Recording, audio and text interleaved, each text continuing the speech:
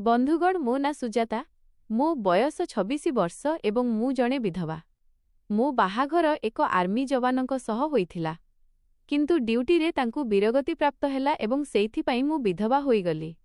मो बाहाघर को सेही समय रे मात्र 20 दिन ही होइथिला। आज भी सेही दिन मोर भल भावरे मने अछि। मो पाठपढ़ा एबे पूरा होइथिला एवं घर लोक मो पाई प्रस्ताव देखिबाकू लागिले। मु देखिबाकू बहुत सुंदर थिली। गोरा रंग 5 फुट 5 इंच लंब कला घन केश मते देखिले केही भी प्रथम नजर रे पसंद करिनेबे। मो पाई अंक प्रस्ताव आसिला। मो काकांको फोटो नहीं आसिले एवं कहिले एही पुओ को देख फोटो रे ही से एव हैंडसम लागुथिले जे मु देखु देखु ही तांकु मन देई बसिली। से मोठारु भी अधिक सुंदर लागुथिले। दुई परिवार मध्यरे कथावार्ता पक्का होईगला एवं सेही दिन मते देखिबा पाई से माने घर को आसीबार थिले। मु बहुत व्यग्रतार सह अपेक्षा करुथिली कि शेषरे राज सामनारु केमिति देखा जाउथिबे। किछि समय परे मु छात उपरकू गली। दूररु ही एक कार आम घर सामनारे आसी रहिला। आम घरर अवस्था मध्य ठीक थिला। मु छात उपरे छिड़ा होई तळकू देखिबाकू लागिली कि राज किए होइथिबे कारण मु आगरु तांको फोटो देखिथिली। सेथिपाई तुरंत चिन्ही गली। से सतरे बहुत हैंडसम डेंगा चौड़ा एवं आकर्षणीय थिले। सबु अतिथि घर भितरकू आसीगले एवं मु छातरु तळकू आसी निजकू चालीगली। मु प्रस्तुत हेबा आरंभ कली। अल्प समय परे मा मते डाकिले। मु रोसेई घरकू गली तो मा एक ट्रे चा कप भर्ती करी रखिथिले एवं कहिले जाई समस्तंकू चा देई दियो। मु धीरे धीरे समस्तंकू चा देवाकू लागिली। जेतेबेले मु अंक पाखरे पहुंचिली तो आम नजर परस्पर सह मिसिला। मते तांकू पाखरु देखिबार बड़ इच्छा थिला। मु तांको आखिरे देखिली एवं आम आखिरे एक अलगा प्रकार चमक थिला। से मते देखि एक सामान्य हस देले एवं खाली चाहि रहिले। मु एते हजिगली जे चा नेबा भी भूलीगला। सेतेबेले तांको मा कहिले, आरे प्रथमे चा तो नहीं जा तापरे झियो को देखिबू। सेतेबेले जाई से होसको आसिले एवं सबु लोक जोररे हसिबाकू लागिले। घरे एक खुशीर माहौल बनिगला। मु मध्य लाजेई गली। मु शीघ्र शीघ्र समस्तंकू चा देली एवं रोसेई घरकू फेरीगली। एबे घर लोक खोलिकी कथावार्ता हेबाकू लागिले। एंको मुहरु ही सफा जणा पडुथिला कि तांकू मु बहुत पसंद आसी जाइथिली। किछि समय परे मते पिढारे बसागला। अतिथि माने हळदी कुंकुम लगाइले। मते मोना एवं बाकी सूचना पचारिले। पुणी दुई परिवार रे कथावार्ता हेला। सेमानंकर कौनसी असुविधा नथिला। सेमानंकू बस झियो एवं नडिया दरकार थिला। मो घर लोक बहुत खुशी हेले किंतु सेमाने स्थिर कले कि बाहाघर धूमधामरे करिबाकू हेबो एवं निज सामर्थ्य अनुसारे भल भावरे देबाकू हेबो। शेषरे मो बाहाघर पक्का होईगला। राज 2 मासर छुट्टी नेइथिले कारण से आर्मी रे सैनिक थिले एवं तांको दरमा मध्य भल थिला। धीरे धीरे बाहाघर दिन पाखेई आसिला। सेही समय रे मो पाखरे मोबाइल नथिला। बाहाघरर 10 दिन पूर्वरु राज निज सान भाई को मोबाइल नेई आम घरकू पठाइले। तांको भाई मध्य सेतिकी ही स्मार्ट एवं हैंडसम थिला जेमिति राज निजे। मते मोबाइल मिलिला एवं सेथिरे सिम कार्ड मध्य लागिथिला। मोबाइल मिलिबार किछि समय परे ही अंक फोन आसिला। एबे आम पाखरे कथा हेबा पई भल जरिया थिला। आमे फोन रे एवं वीडियो रे घंटा घंटा कथा हेबाकू लागिलु। धीरे धीरे आम कथावार्ता बढ़िला एवं आम प्रेम आहुरी गभीर हेला। बाहाघर तारीख केतेबेले पाखेई आसिला आमे जानि पारिलु नाही एवं देखु देखु बाहाघर दिन आसीगला। मु निज हातरे मेहंदी लगाइथिली जेउथिरे एक बादाम भितरे राजाराम लेखा होइथिला। आम बाहाघर बहुत धूमधामरे संपन्न हेला। जेतेबेले मु विदा होई सासु घरकू जाउथिली तो बहुत कांदिली। बापा मा मध्य लुह रोकी पारिले नाही। सासु घर पहुंचिबा परे सबुठु आगे देव दर्शन हेला। खणबा मंदिरर 7 सीढ़ी राज मते कोଳରେ उठाई चढ़िले। सेही समय रे बहुत सारा फोटो उठागला वीडियो बनागला एवं बहुत सारा स्मृति एकाठी हेला। पूजा परे सेही दिन आसिला जहार आमकू बहुत व्यग्रतार सह अपेक्षा थिला। आमर प्रथम राति। आमे दुहे बहुत खुशी थिलु कारण बाहाघर पूर्वरु ही फोन रे आमर लंबा कथावार्ता होई सारिथिला। सेथिपाई अधिक संकोच बा लाज नथिला। सेही रातिरे राज मो आगरु हिंकू जाई पलंक उपरे बसिथिले। जेतेबेले मु धीरे कबाट खोलिली एवं भितरकू गली तो से हसिकी मो आडकू चाहिले। मु टिके संकोचरे थिली एवं तांको पाखरे जाई बसिगली। एहा प्रथम सुजोग थिला जेतेबेले आमे एक अपरर हाथ धरिलु। एबे जाए आमे बस दूररु ही एक अपरकू देखुथिलु किंतु आज आमे सामनारे बसिथिलु एवं खोलिकी एक अपरकू देखिबा एवं बुझिबार समय थिला। राज मो हाथ धरिले। आमे लंबा समय जाए कथा हेउथिलु। कथा हेउ हेउ आम मध्यरे प्रेम गभीर हेबाकू लागिला। ଆମେ ଏକ ଅପରକୁ କିସ୍ କଲୁ ଏବଂ ପ୍ରଥମ ଥର ନିଜ ପ୍ରେମର ଅନୁଭବ ବାଣ୍ଟିଲୁ। ସେହି ମୁହୂର୍ତ୍ତ, ସେହି ରାତି ରାଜ ମୋ ପ୍ରତି ଦେଖାଇଥିବା ସ୍ନେହ ଏବଂ ପ୍ରେମ ମୋତେ ଅନ୍ତର ଯାଏଁ ଛୁଇଁଗଲା। ମୁଁ ପୂରାପୂରି ଭାବପ୍ରବଣ ହୋଇଗଲି। ଏମିତି ହିଁ 5-6 ଦିନ ବିତିଲା, ଯେଉଁଥିରେ ଆମେ ଏକ ଅପରକୁ ଭରପୁର ପ୍ରେମ କଲୁ। କିନ୍ତୁ ଅଙ୍କକୁ କଲ୍ ଆସିଲା କି ତାଙ୍କକୁ ତୁରନ୍ତ ହିମାଚଳ ପହଞ୍ଚିବାକୁ ହେବ, କାରଣ ଆତଙ୍କବାଦୀଙ୍କ ଅନୁପ୍ରବେଶ ଖବର ଆସିଥିଲା। ଆମ ବାହାଘରକୁ କଷ୍ଟରେ 5-6 ଦିନ ହିଁ ହୋଇଥିଲା ଏବଂ ଆମକୁ ଏକ ଅପରର ସାଥ ଛାଡ଼ିବାକୁ ପଡ଼ିଲା। ରାଜ କର୍ତ୍ତବ୍ୟ ପାଳନ ପାଇଁ ବାହାରିଲେ। ଯିବା ସମୟରେ ତାଙ୍କ ମୁହଁ ଦେଖି ମୋ ମନ କାନ୍ଦି ଉଠିଲା। ସେ ପ୍ରତିଦିନ ମୋତେ ଫୋନ୍ କରୁଥିଲେ ଏବଂ ଆମ କଥାବାର୍ତ୍ତା ଚାଲୁଥିଲା। କିନ୍ତୁ କିଛି ଦିନରେ ଆମକୁ ଖବର ମିଳିଲା କି ଆତଙ୍କବାଦୀଙ୍କ ସହ ଲଢ଼େଇରେ ରାଜ ଶହୀଦ ହୋଇଗଲେ। ଏହା ଶୁଣୁ ଶୁଣୁ ମୋ ହୃଦୟ ପୂରାପୂରି ଭାଙ୍ଗିଗଲା। ମୁଁ ଛଟପଟ ହୋଇଗଲି। ମୁଁ ଜୋରରେ କାନ୍ଦିବାକୁ ଲାଗିଲି। ବାହାଘରକୁ କଷ୍ଟରେ 10-15 ଦିନ ହିଁ ହୋଇଥିଲା ଏବଂ ଏମିତି ସମୟରେ ଏହି ଭୟଙ୍କର ଖବର ଶୁଣି ମୁଁ ବିଲକୁଲ ବିଚଳିତ ହୋଇଗଲି। ମୁଁ ସବୁବେଳେ ବାହାଘରର ଭିଡିଓ, ଫଟୋ ଏବଂ ଦେବଦର୍ଶନର ମୁହୂର୍ତ୍ତଗୁଡ଼ିକୁ ଦେଖୁଥିଲି। ମୋତେ ଏଙ୍କ ସହ ସଚ୍ଚା ପ୍ରେମ ଥିଲା ଏବଂ ସେ ମଧ୍ୟ ମୋତେ ବହୁତ ଭଲ ପାଉଥିଲେ। କିନ୍ତୁ ନିୟତିକୁ ଏହା ମଞ୍ଜୁର ନଥିଲା। ଏକ ମୁହୂର୍ତ୍ତରେ ସବୁକିଛି ବଦଳିଗଲା। ମୋ ପାଖରେ ବସ୍ ତାଙ୍କ ସ୍ମୃତି ବଞ୍ଚିଥିଲା। ପ୍ରାୟ ମୁଁ ଭାବୁଥିଲି ଯଦି ମୁଁ ଗର୍ଭବତୀ ହୋଇଥାନ୍ତି, ତେବେ ତାଙ୍କ ପ୍ରେମର ସନ୍ତକ ସହ ମୁଁ ପୂରା ଜୀବନ କାଟିଦେଇଥାନ୍ତି। ଶାଶୁ ଶ୍ୱଶୁର ମୋତେ ସମ୍ଭାଳୁଥିଲେ, ବୁଝାଉଥିଲେ, କିନ୍ତୁ ମୋ ମନ କେଉଁଠି ଲାଗୁନଥିଲା। 4 ଦିନରେ ହିଁ ଅଙ୍କ ପାର୍ଥିବ ଶରୀର ଶାଶୁଘରକୁ ଆସିଲା। ତାଙ୍କୁ ଦେଖି ମୁଁ ଫାଟି ଫାଟି କାନ୍ଦିଲି। ମୋ ବାପାମା ମଧ୍ୟ ନିଜ ଲୁହ ରୋକିପାରିଲେ ନାହିଁ। ଘରର ପ୍ରତ୍ୟେକ ମଣିଷ ଶୋକରେ ବୁଡ଼ି ରହିଥିଲେ। ଧୀରେ ଧୀରେ ଦିନ ବିତିବାକୁ ଲାଗିଲା। ସବୁକିଛି ଯେମିତି ଆଗଭଳି ଲାଗିବାକୁ ଲାଗିଲା, କିନ୍ତୁ ମୋ ହୃଦୟର ଶୂନ୍ୟତା କେବେ ପୂରଣ ହୋଇପାରିଲା ନାହିଁ। ମୋ ଦିଅର, ମୋ ସ୍ୱାମୀଙ୍କ ସାନ ଭାଇଙ୍କୁ ମୋ ଅବସ୍ଥା ଦେଖି ବହୁତ ଦୁଃଖ ହେଉଥିଲା। ସେ ମୋଠାରୁ ମାତ୍ର 1 ବର୍ଷ ସାନ ଥିଲେ ଏବଂ ପ୍ରାୟ ମୋ ବୟସର ଥିଲେ। ସେ ଅଲଗା ଅଲଗା ଢଙ୍ଗରେ ମୋତେ ହସାଇବାକୁ ଚେଷ୍ଟା କରୁଥିଲେ।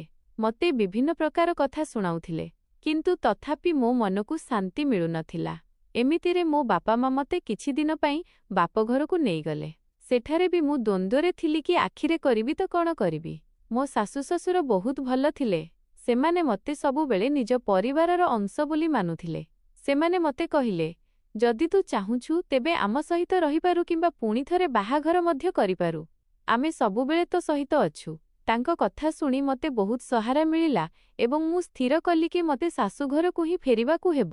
ମୁଁ ପୁଣି ଥରେ ନିଜ ଶାଶୁଘରକୁ ଆସିଗଲି, କିନ୍ତୁ ସେଠାରେ ବି ମୋ ମନ ବିଲକୁଲ ଲାଗୁନଥିଲା। ଧୀରେ ଧୀରେ ଏହି ଘଟଣାକୁ 1 ବର୍ଷ ପୂରା ହୋଇଗଲା ଏବଂ ମୁଁ ଅଳ୍ପ ଅଳ୍ପ ସମ୍ଭାଳିବାକୁ ଲାଗିଲି। ଯଦିଓ ସମ୍ପୂର୍ଣ୍ଣ ଭାବେ ଦୁଃଖ ମିଟି ନଥିଲା। ଘରେ ବସି ବସି କିଛି ନ କରିବା ଅପେକ୍ଷା ଭଲ ଲାଗିଲା କି? କାହିଁକିନା ଚାଷବାସ କାମ କରାଯାଉ, ଯାହାଫଳରେ ମନ କେଉଁଠି ତ ଲାଗିବ। ଆମ ପାଖରେ ଅଳ୍ପ ଜମି ଥିଲା। ଘରେ 2ଟି ବଳଦ ଥିଲେ, ହଳ ଥିଲା, ବଳଦ ଗାଡ଼ି ଥିଲା ଏବଂ ଚାଷ ପାଇଁ ଦରକାରୀ ସବୁ ସାମାନ ମହଜୁଦ ଥିଲା। ମୋ ଦିଅର ଅନିଲ ଚାଷ କରୁଥିଲା। ସେ ପାଠ ପଢ଼ିଥିଲା, କିନ୍ତୁ ଚାଷରେ ତାର ବହୁତ ଆଗ୍ରହ ଥିଲା। ପୁଣି ମୁଁ ବି ସେହି ବିଲରେ ତା ସହିତ ଯିବାକୁ ଲାଗିଲି। ବିଲରେ ଘାସ ବାଛିବା, କୋଡ଼ା ଖୋସା କରିବାକୁ ଲାଗିଲି। ମଧ୍ୟାହ୍ନରେ ମୁଁ ପ୍ରାୟ ଅନିଲ ସହ ହିଁ ଖାଉଥିଲି। କେବେ କେବେ ଶାଶୁ ଶ୍ୱଶୁର ମଧ୍ୟ ବିଲକୁ କାମ କରିବାକୁ ଆସିଯାଉଥିଲେ ଏବଂ ଆମେ ସମସ୍ତେ ମିଶି ସେଠାରେ ହିଁ ଖାଉଥିଲୁ। ଦିନସାରା କାମରେ ବ୍ୟସ୍ତ ରହିବା କାରଣରୁ ଭାବିବାକୁ ସମୟ ମିଳୁନଥିଲା। ଅନିଲ ମୋତେ ଚାଷର ଅନେକ କାମ ଶିଖାଇବାକୁ ଲାଗିଲା। ଏକ ଦିନ ସେ ବିଲରେ ହଳ ଚଲାଉଥିଲା। ମୋର ମଧ୍ୟ ହଳ ଚଲାଇବା ଶିଖିବାକୁ ଇଚ୍ଛା ହେଲା।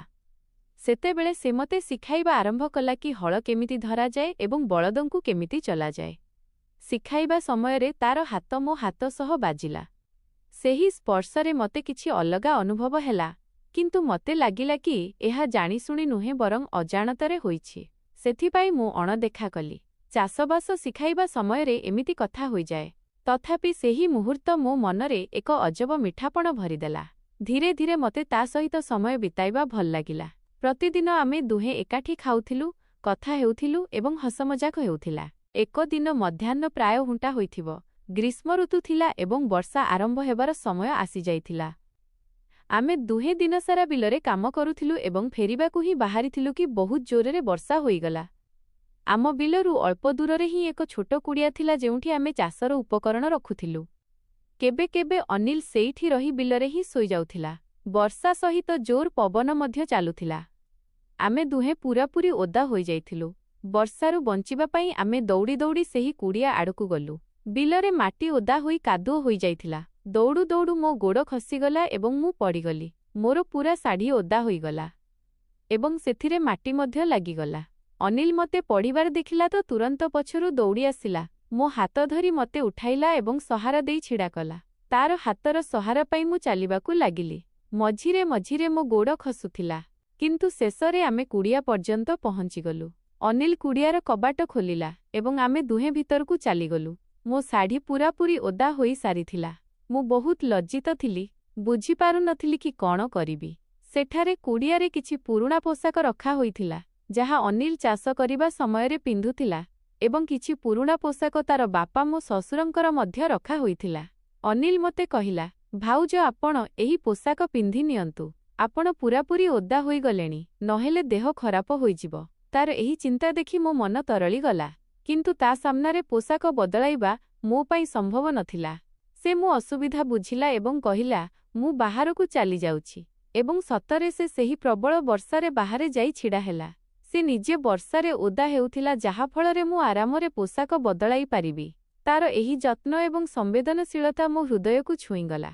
ମୁଁ ଶୀଘ୍ର ଶୀଘ୍ର ତାର ପୁରୁଣା ପ୍ୟାଣ୍ଟ ସର୍ଟ ପିନ୍ଧି ନେଲି ଏବଂ ଯେତେବେଳେ ସେଇ ଭିତରକୁ ଫେରିଲା ତ ମୋତେ ସେହି ପୋଷାକରେ ଦେଖି ବସ୍ ଯାଇ ରହିଲା। ମୁଁ ଲାଜେଇକି କହିଲି, କ'ଣ ଦେଖୁଛ ଦିଅରଜୀ? ସେ ହସିଲା ଏବଂ କହିଲା, କିଛି ନାହିଁ। ଏବେ ତାର ପୋଷାକ ମଧ୍ୟ ପୂରାପୂରି ଓଦା ହୋଇ ସାରିଥିଲା ଏବଂ ତା ପାଇଁ ମଧ୍ୟ ପୋଷାକ ବଦଳାଇବା ଜରୁରୀ ଥିଲା। ମୁଁ କହିଲି, ଆପଣ ମଧ୍ୟ ପୋଷାକ ବଦଳାଇ ଦିଅନ୍ତୁ। କିନ୍ତୁ ସେ କୁନ୍ଥୁ କୁନ୍ଥୁ ହେଉଥିଲା, କାରଣ ଯଦି ତାକୁ ବଦଳାଇବାର ଥାଆନ୍ତା ତ ମୋତେ ବାହାରକୁ ଯିବାକୁ ପଡ଼ିଥାନ୍ତା ଏବଂ ବାହାର ବର୍ଷାରେ ମୁଁ ପୁଣି ଥରେ ଓଦା ହୋଇଯାଇଥାନ୍ତି। ସେଥିପାଇଁ ସେ କହିଲା, ଥାଉ ଭାଉଜ। ସେତେବେଳେ ମୁଁ ହିଁ ଜିଦ୍ କରି କହିଲି, ନାହିଁ ଆପଣ ପୋଷାକ ବଦଳାଇ ଦିଅନ୍ତୁ, ମୁଁ ବାହାରକୁ ଚାଲିଯାଉଛି। ସେ କହିଲା, ଯଦି ଆପଣ ବାହାରକୁ ଗଲେ ତ ପୁଣି ଓଦା ହୋଇଯିବେ। ଆପଣ ଏଇଠି ରୁହନ୍ତୁ, ମୁଁ ଏଇଠି ପୋଷାକ ବଦଳାଇ ଦେଉଛି। ମୁଁ ମୁଣ୍ଡ ହଲାଇଲି।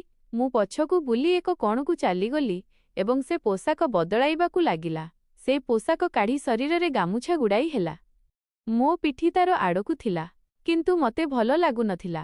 ମୁଁ ପଛକୁ ବୁଲିଲି ଏବଂ ତାର ମଜବୁତ ଶରୀରକୁ ଦେଖିବାକୁ ଲାଗିଲି। ବିଲରେ କାମ କରିବା କାରଣରୁ ତାର ଶରୀର ଶକ୍ତ ଏବଂ ମଜବୁତ ଥିଲା। ପରିଶ୍ରମ କରି ସେ ସେହି ଶରୀର ବନାଇଥିଲା।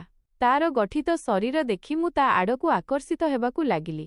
ମୁଁ ଚୋରାରେ ତା ଆଡ଼କୁ ଦେଖୁଥିଲି। ତା ଭିତରେ ମୋତେ ମୋ ସ୍ୱାମୀଙ୍କ ଝଲକ ଦେଖାଯାଉଥିଲା। ସେ ପୋଷାକ ବଦଳାଇ ନେଲା ଏବଂ ନିଜ ବାପା ମୋ ଶ୍ୱଶୁରଙ୍କ ପୁରୁଣା ପୋଷାକ ଯାହା ସେ ବିଲରେ ପିନ୍ଧୁଥିଲେ ତାହା ପିନ୍ଧି ନେଲା। ସେ ଘରକୁ ଫୋନ୍ କରି କହିଲା, ଆମେ ଦୁହେଁ ବିଲ୍ କୁଡ଼ିଆରେ ଅଛୁ। ବର୍ଷା କମିଲେ ଆମେ ଫେରିବୁ। କିନ୍ତୁ ବର୍ଷା କମିବାର ନାଁ ହିଁ ନେଉଥିଲା, ବରଂ ଆହୁରି ଜୋର ହେଉଥିଲା। ଧୀରେ ଧୀରେ ରାତି ହେବାକୁ ଲାଗିଲା। ସନ୍ଧ୍ୟା 8ଟା ବାଜିଲା। ଆମ ଘର ଏବଂ ବିଲ ମଝିରେ 3 କିଲୋମିଟରର ଦୂରତା ଥିଲା ଏବଂ ପ୍ରବଳ ବର୍ଷାରେ ଫେରିବା ସମ୍ଭବ ନଥିଲା। ଏବେ ମୋତେ ଭୋକ ଲାଗିଲାଣି। ଆମ ବିଲରେ କିଛି ପନିପରିବା ହୋଇଥିଲା। ସେ କୁଡ଼ିଆରୁ ଏକ ବସ୍ତା ଉଠାଇଲା। ମୁଣ୍ଡରେ ରଖି ବିଲକୁ ଗଲା। ସେଠାରୁ 2-4ଟି ଟମାଟୋ, ଗୋଟିଏ ଗାଜର ଏବଂ କିଛି ପାଚିଲା ଆମ୍ବ ନେଇ ଫେରିଲା। ଏବେ ସେଇଆ ହିଁ ଆମର ଖାଦ୍ୟ ଥିଲା। ଆମେ ଦୁହେଁ ପାଖରେ ବସି ଆମ୍ବ, ଗାଜର ଏବଂ ଟମାଟୋ ଖାଇବାକୁ ଲାଗିଲୁ। ଶୀତ ବଢ଼ିଯାଇଥିଲା ତ ଅଳ୍ପ ନିଆଁ ମଧ୍ୟ ଜଳାଇଲୁ। ଆମେ କଥା ହେଉଥିଲୁ। ଭୋକ ଲାଗିଥିବା କାରଣରୁ ସେସବୁ ଜିନିଷ ଆମକୁ ବହୁତ ସ୍ୱାଦିଷ୍ଟ ଲାଗୁଥିଲା ଏବଂ ତାହା ଖାଇବା ସମୟରେ ଏକ ଅଲଗା ହିଁ ଖୁସି ହେଉଥିଲା। ମୋ ମନରେ ଏବେ ପରିବର୍ତ୍ତନ ଆସିବାକୁ ଲାଗିଥିଲା। ମୁଁ ତା ଆଡ଼କୁ ଅଧିକ ଆକର୍ଷିତ ହେବାକୁ ଲାଗିଥିଲି। ଧୀରେ ଧୀରେ 7 ବାଜିଲା, ପୁଣି 8 ଏବଂ ପୁଣି 9 ବାଜିଗଲା। କିନ୍ତୁ ବର୍ଷା ଥମିବା ବଦଳରେ ଆହୁରି ବଢ଼ୁଥିଲା। ଏବେ ଆମ ବିଲ କୁଡ଼ିଆର ଛାତରୁ ପାଣି ଟୋପା ପଡ଼ିବାକୁ ଲାଗିଲାଣି। ରାତି 8ଟା ବାଜି ସାରିଥିଲା। ଆମେ ବାପାମାଙ୍କୁ ଫୋନ୍ କରି କହିଲୁ, ଆଜି ଆମେ ଏଇଠି ରହିବୁ। ସକାଳେ ଫେରିବୁ କାରଣ ବର୍ଷା ବହୁତ ଜୋର ଅଛି ଏବଂ ସେମାନେ ନିଶ୍ଚିତ ହୋଇଗଲେ। ଏବେ ଧୀରେ ଧୀରେ ରାତି ଗଭୀର ହେବାକୁ ଲାଗିଲା। କୁଡ଼ିଆରେ ଏକ ଛୋଟ ଚଟାଣ ଏବଂ ଏକ ରଜେଇ ଥିଲା। ଅନିଲ କହିଲା, ଭାଉଜ ଆପଣ ଶୋଇଯାନ୍ତୁ। ମୁଁ ପାଖରେ ବସିଛି, କିନ୍ତୁ ମୁଁ ତାକୁ ପୂରା ରାତି ଏମିତି ଚେଇଁ ରଖିପାରିବି ନାହିଁ। ଏହା ଠିକ୍ ନଥିଲା। ମୁଁ ଚଟାଣର ଏକପଟେ ଶୋଇପଡ଼ିଲି ଏବଂ ତାକୁ କହିଲି, ଅନିଲ ଥାଉ, ଆପଣ ବି ଶୋଇଯାନ୍ତୁ। ପୂରା ରାତି ଚେଇଁ ରୁହନ୍ତୁ ନାହିଁ। ସେ ମନା କରୁଥିଲା, କିନ୍ତୁ କିଛି ସମୟ ପରେ ମାନିଗଲା ଏବଂ ଚଟାଣକୁ ଆସି ଶୋଇଗଲା। ଏବେ ଆମେ ଦୁହେଁ ବିଲକୁଲ ପାଖରେ ଥିଲୁ। ମୋ ସ୍ୱାମୀଙ୍କ ଚାଲିଯିବା ଦ୍ୱାରା ମୁଁ ବହୁତ ଦୁଃଖରେ ଥିଲି। ଧୀରେ ଧୀରେ ସେହି ଦୁଃଖରୁ ବାହାରକୁ ଆସୁଥିଲି। ଅନିଲ ଯୋଗୁଁ ମୁଁ ଅଳ୍ପ ହସିବାକୁ ଲାଗିଥିଲି। କିଛି ସମୟ ପରେ ଅନିଲ ଶୋଇଗଲା। ତାର ମନରେ ଟିକିଏ ବି ଖରାପ ବା ବେକାର ଚିନ୍ତାଧାରା ନଥିଲା, କିନ୍ତୁ ମୋ ମନ ତା ଆଡ଼କୁ ଟାଣି ହୋଇଯାଉଥିଲା। ମୋତେ ତା ଭିତରେ ରାଜ ଦେଖାଯାଉଥିଲା। ତାର ମଜବୁତ ଶରୀରକୁ ଦେଖିବା ଦିନରୁ ହିଁ ମୁଁ ତାକୁ ମହବତ କରିବାକୁ ଲାଗିଥିଲି। ତା ସହିତ ବିତାଇଥିବା ମୁହୂର୍ତ୍ତ, ସେ ମତେ ଶିଖାଇଥିବା ହଳ ଚଲାଇବା, ବିହନ ବୁଣିବା, ଘାସ ବାଛିବା, ବିଲକୁ ପାଣି ଦେବା, ଏହି ସବୁ କଥା ମୋର ମନେ ପଡ଼ିବାକୁ ଲାଗିଲା। ତାର କେବେ କେବେ ହୋଇଥିବା ହାଲୁକା ସ୍ପର୍ଶ ମଧ୍ୟ ମୋର ମନେ ପଡ଼ୁଥିଲା। ମତେ ନିଜ ସ୍ୱାମୀଙ୍କର ବହୁତ ମନେ ପଡ଼ିଲା। ମୋର କଇଁ କଇଁ କାନ୍ଦ ଶବ୍ଦ ତାର କାନରେ ପହଞ୍ଚିଲା ଏବଂ ସେ ନିଦରୁ ଜାଗିଗଲା। ତାର ପିଠି ମୋ ଆଡ଼କୁ ଥିଲା, କିନ୍ତୁ ପୁଣି ସେ କଡ଼ ଲେଉଟାଇଲା ଏବଂ ମୋ ଆଡ଼କୁ ମୁହଁ କରି ଶୋଇଲା। ସେତେବେଳେ ସେ ଦେଖିଲା କି ମୁଁ କାନ୍ଦୁଥିଲି। ସେ ଉଠି ବସିପଡ଼ିଲା ଏବଂ କହିଲା, ଭାଉଜ ଆପଣ କାହିଁକି କାନ୍ଦୁଛନ୍ତି? ମୁଁ କିଛି ବି କହୁନଥିଲି। ମୁଁ ମଧ୍ୟ ଉଠି ବସିଲି ଏବଂ କହିଲି, ମତେ ତୁମ ଭାଇଙ୍କର ବହୁତ ମନେ ପଡ଼ୁଛି। ଅନିଲକୁ ବୁଝା ପଡ଼ୁନଥିଲା କି ସେ କ'ଣ କରିବ।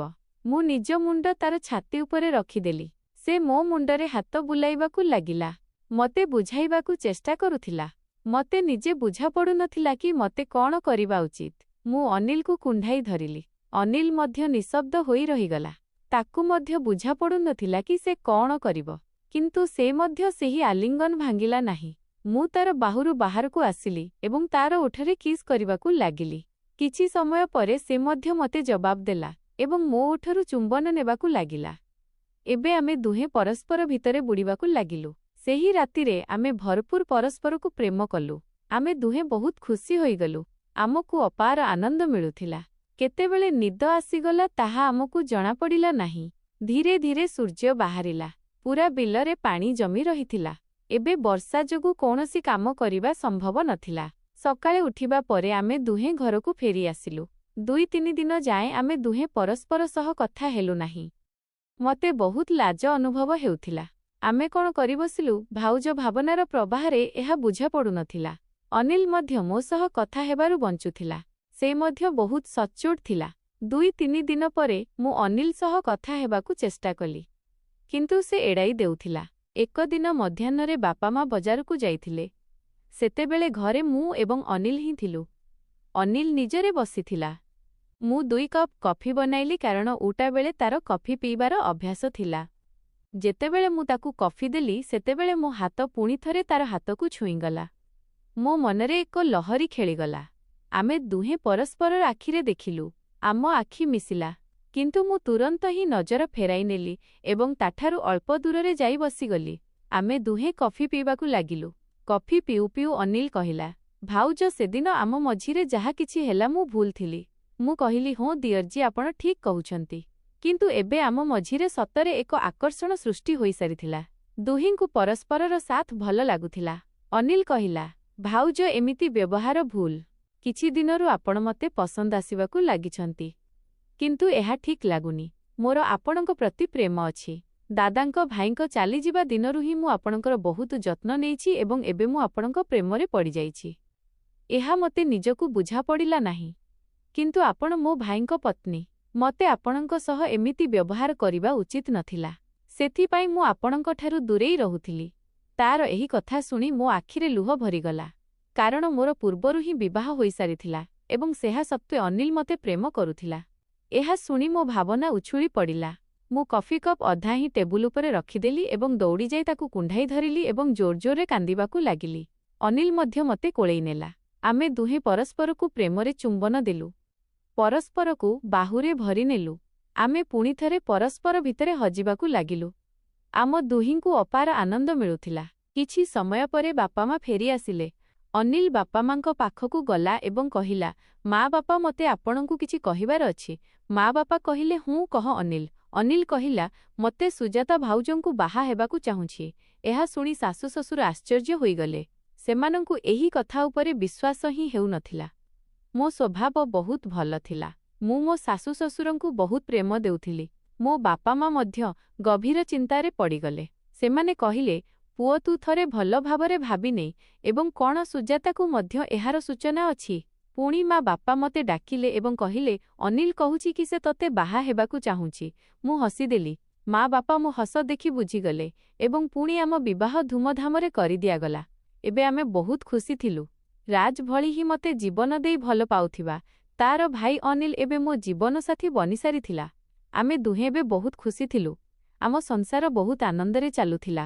ଏହି କଠିନ ସମୟରେ ମୋ ଦିଅର ଅନିଲ ମତେ ସମ୍ଭାଳିଲା। ସେ କେବେ ମୋର ଭୁଲ ଫାଇଦା ଉଠାଇ ନଥିଲା, ବରଂ ମତେ ପ୍ରେମ ଦେଲା, ନିଜର କରିନେଲା ଏବଂ ଶେଷରେ ମତେ ବିବାହ କଲା। ଜୀବନ ବଞ୍ଚିବା ସମୟରେ ପ୍ରତ୍ୟେକ ବ୍ୟକ୍ତିଙ୍କୁ ଜଣେ ସାଥୀର ଦରକାର ହୁଏ। ମୁଁ ସେମିତି ହିଁ ଏକା ଜୀବନ କାଟି ଦେଇଥାନ୍ତି, କିନ୍ତୁ ମୋ ବାହାଘର ହେବାର କିଛି ଦିନ ପରେ ହିଁ ମୋ ସ୍ୱାମୀଙ୍କର ଦେହାନ୍ତ ହୋଇଥିଲା। ସେଥିପାଇଁ ମୁଁ ଏମିତି କରିପାରିଲି ନାହିଁ। ବନ୍ଧୁଗଣ, ମୁଁ ଯାହା କଲି ତାହା ଆପଣଙ୍କ ନଜରରେ ଭୁଲ କି ଠିକ୍ ତାହା ମୋତେ କମେଣ୍ଟ କରି ନିଶ୍ଚୟ ଜଣାଇବେ। ଏବେ ଯଦି ମୋ ଜାଗାରେ ଆପଣ ଥାନ୍ତେ, ତେବେ କ'ଣ କରିଥାନ୍ତେ? ଏହା ମଧ୍ୟ କମେଣ୍ଟ କରି ନିଶ୍ଚୟ ଜଣାନ୍ତୁ। ଯଦି ଆମର ଏହି ପ୍ରେମ କାହାଣୀ ଆପଣଙ୍କୁ ଭଲ ଲାଗିଲା, ତେବେ ଚ୍ୟାନେଲକୁ ଲାଇକ୍, ସେୟାର ଏବଂ ସବସ୍କ୍ରାଇବ୍ କରିବାକୁ ଭୁଲନ୍ତୁ ନାହିଁ। ଧନ୍ୟବାଦ।